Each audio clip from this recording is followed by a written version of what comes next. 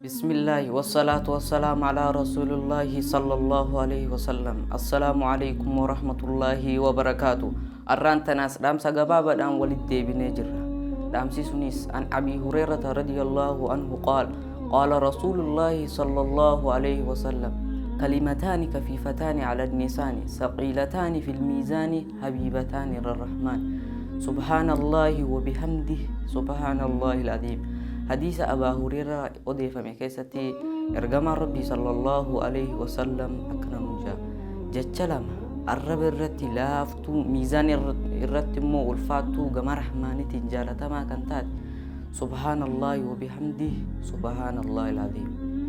Kanaafuu obboleeyyan islaamaa rabbii keenya yaadannu yeroo kophaa jirruu fi yeroo saayibbattaan keenya waliin jirrus rabbii keenya yaadannu isinin jaa nama rabbii yaadate rabbiinis isa yaadataa. Wassalamu alaikum warahmatullahi wabarakatuh.